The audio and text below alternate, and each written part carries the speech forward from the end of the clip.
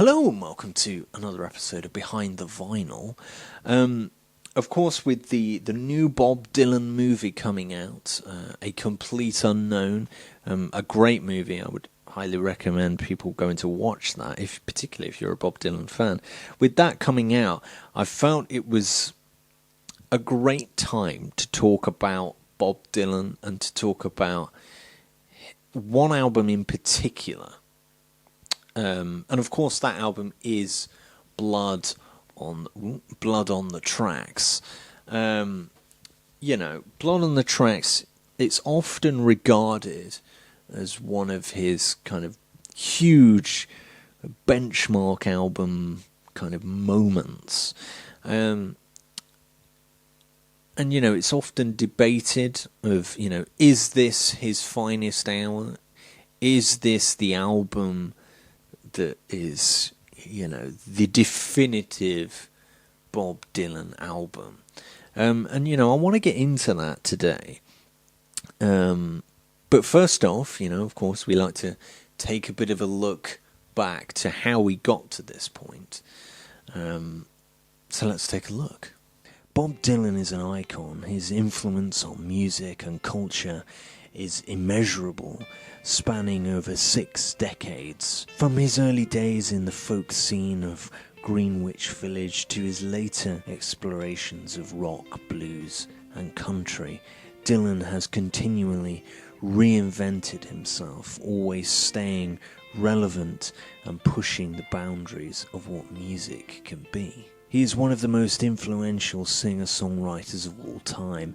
His ability to capture the zeitgeist of each era he lived through and to articulate the hopes, fears and dreams of his generation is unparalleled. Dylan's music has been a constant companion to the social and political upheavals of the 20th and 21st centuries. His music emerged in the 1960s and became the soundtrack of a generation. Dylan's lyrics were different. They were not just words set to music, they were poetry. His songs like Blowing in the Wind and Times They Are A-Changin' became anthems for the civil rights and anti-war movements, resonating deeply with those who sought change. They were poetic and thought-provoking. Dylan's ability to weave complex narratives and vivid imagery into his songs set him apart from his contemporaries. His lyrics often explored themes of social justice, love and loss, challenging listeners to think deeply about the world around them. His partnership with Joan Baez and his involvement in the civil rights movement further cemented his status as a voice for the voiceless. Together they performed at rallies and marches, using their music to inspire and mobilize people. Dylan's impact goes beyond music. He has also made significant contributions to literature, film and art. His memoir Chronicles Volume 1 offers a glimpse into the creative process and his life, while his paintings and sculptures have often been exhibited in galleries around the world. Dylan's work has been the subject of numerous books, documentaries and films, further solidifying his status as a cultural icon. His influence can be seen in the works of countless artists, writers and filmmakers who have been inspired by his unique vision and voice. Dylan's early albums like Freewheelin' and The Times They Are A-Changin' established him as a major force in music. These albums captured the spirit of the times and showcased Dylan's unique ability to blend folk traditions with contemporary themes. He became known for his powerful lyrics and distinctive voice. Dylan's raspy, unconventional singing style set him apart from the other artists of his time. His voice combined with his poetic lyrics created a powerful and unforgettable listening experience. Dylan continued to evolve throughout his career. He never rested on his laurels, always seeking new ways to express himself and connect with his audience. His willingness to experiment with different musical styles kept his music fresh and relevant. He explored different musical styles from folk to rock, blues to country. Dylan's musical journey has been one of a constant exploration and reinvention. His ability to seemingly transition between genres is a testament to his versatility and creativity. Blood on the Tracks was released in 1975. This album, which has since become one of Bob Dylan's most celebrated works, came at a time when Dylan was undergoing significant personal and professional changes. The mid-70s were a period of transition for Dylan, both in his music and in his personal life. It marked a turning point in Dylan's career after years of experimenting with his different musical styles and facing mixed reactions from critics and fans alike. Blood on the Tracks was a return to form. It showcased Dylan's unparalleled ability to blend poetic lyrics with compelling melodies, creating a deep, resonant, and timeless piece of art. The album is seemingly deeply personal, unlike some of his earlier works, which often featured abstract or politically charged themes. Blood on the Tracks delves into the intricacies of human emotion. Dylan's introspective lyrics offer a window into his soul, revealing his vulnerabilities and inner turmoil. It explores the themes of love, loss, and heartbreak. Each song on the album tells a story, painting vivid pictures of romantic entanglements and the pain of separation. The raw emotion conveyed in Dylan's voice and lyrics resonates with listeners, making them feel as though they are experiencing his heartache firsthand. Many believe it's inspired by the separation from his wife Sarah. Their relationship has been tumultuous, and the strain of impending divorce is palpable throughout the album. Perhaps the songs served as a cathartic release for Dylan, allowing him to process his emotions through his music. The album's creation was tumultuous. Dylan initially recorded the tracks in New York City, but he was not satisfied with the results. The recording sessions were fraught with tension, and Dylan's perfectionism led to numerous takes and revisions. The bustling energy of the city influenced the album's sound, adding a sense of urgency and intimacy to the music. However, despite the initial recordings, Dylan felt that something was missing. He then re-recorded several tracks in Minneapolis. This decision proved to be pivotal. The Minneapolis sessions brought a fresh perspective to the album, infusing the songs with a raw and authentic feel that was absent from the New York recordings. This gave the album a raw and intimate feel.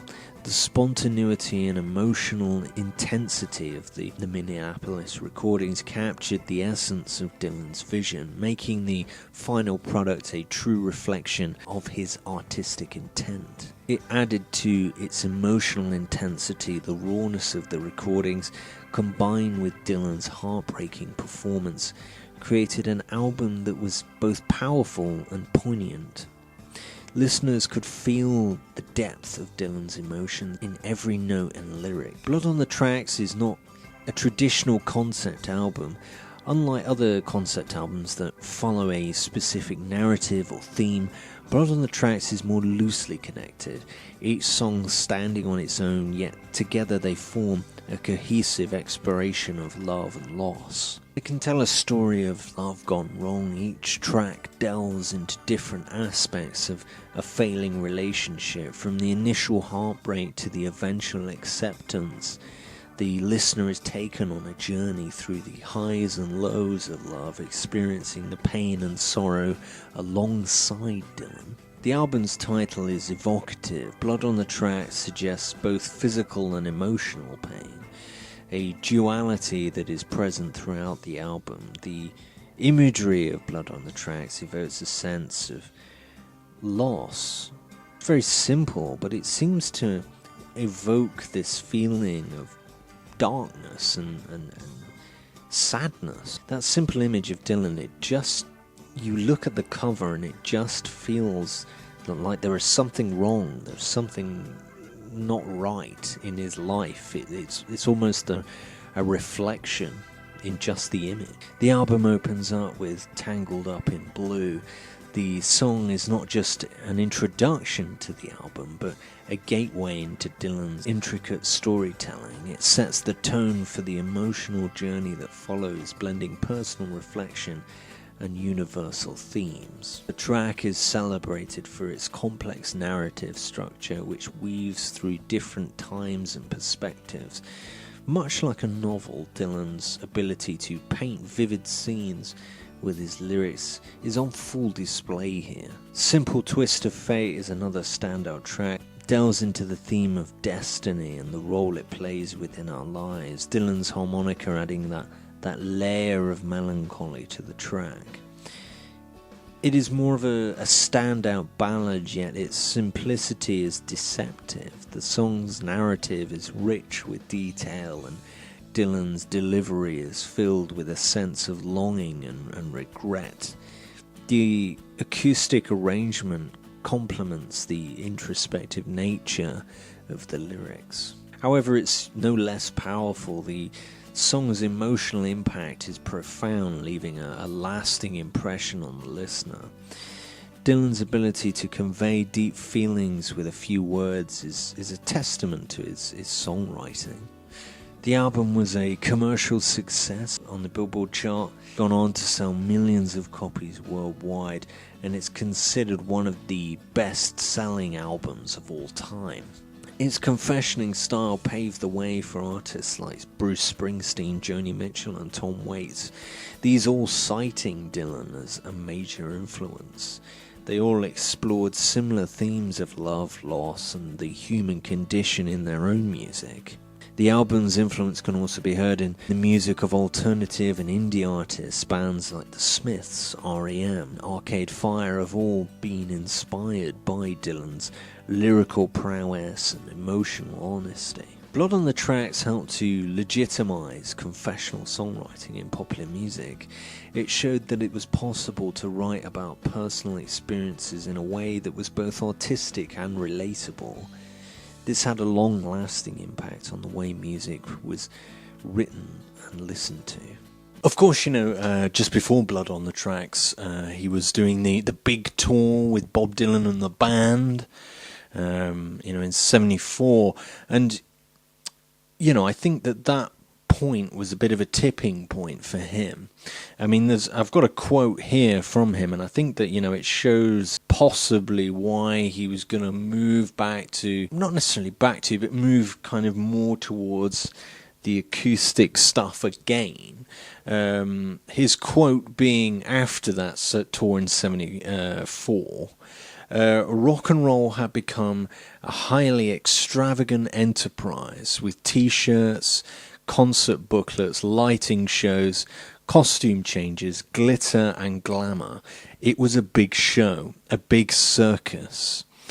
The greatest praise we ever got from that tour was incredible energy, man. It made me want to puke. He vowed the next tour would be nothing like the pomp and circumstance that it had become. Planet Waves, his prior album, did not go to plan. Obviously it had huge problems with David Geffen. Bob saying, he saw him as looking to kind of ride off the coattails of the musicians on his label and grab a slice of that fame for himself.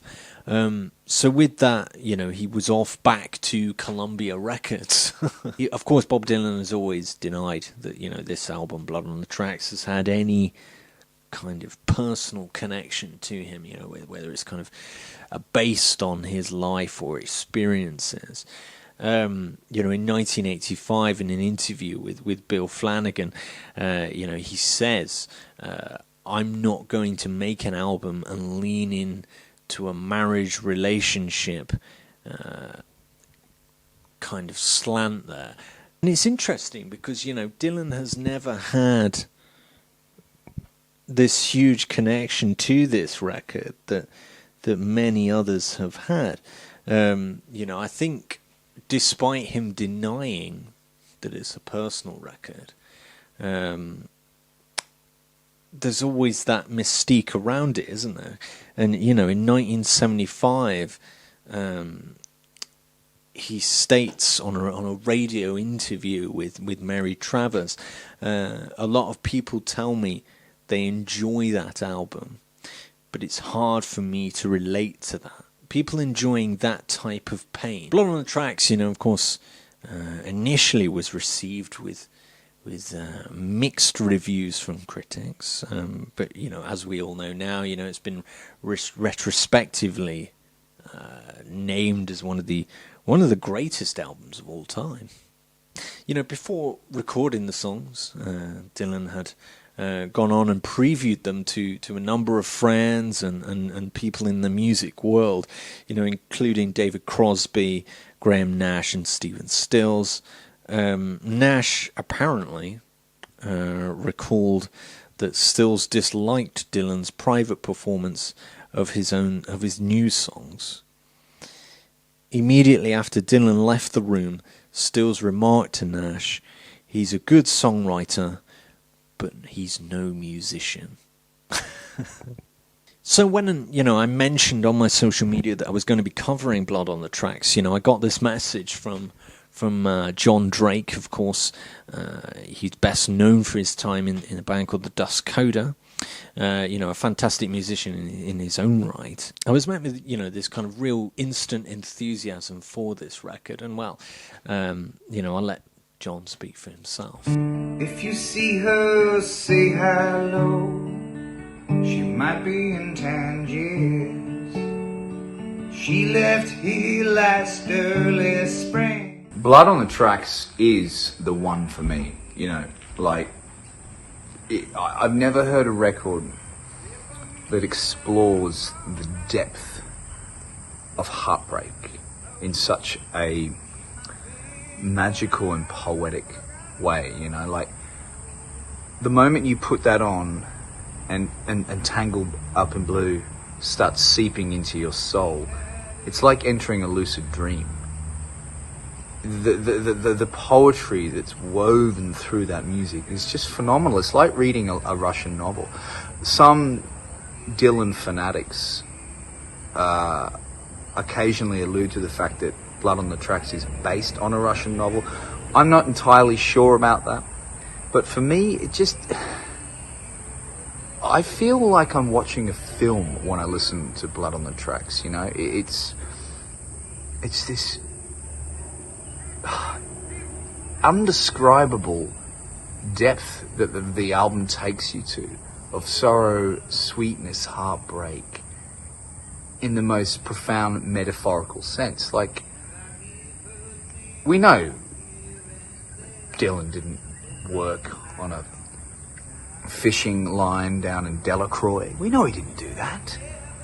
But when you're there, you're there. And it's phenomenal, It's unbelievable. So, all these things, Idiot Wind. I mean, the lines, for God's sakes, the lines.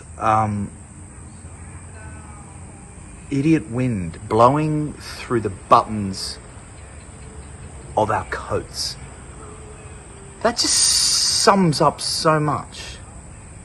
I can't even touch the books you read. I mean, for God's sakes.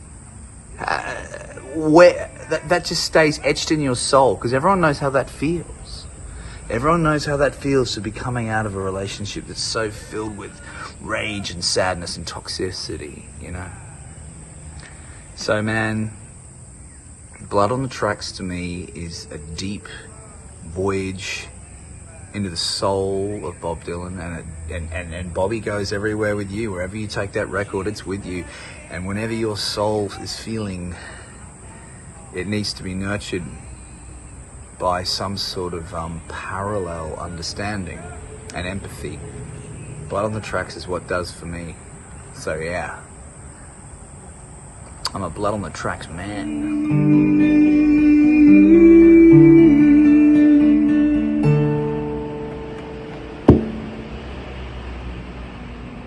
I think when you hear other, singer-songwriters and people like John speak so lovingly about this album, it's hard to deny that its long-lasting impact. It still has that powerful feeling that it gives people today. And I think that's a big thing with a lot of Dylan's, particularly his early works.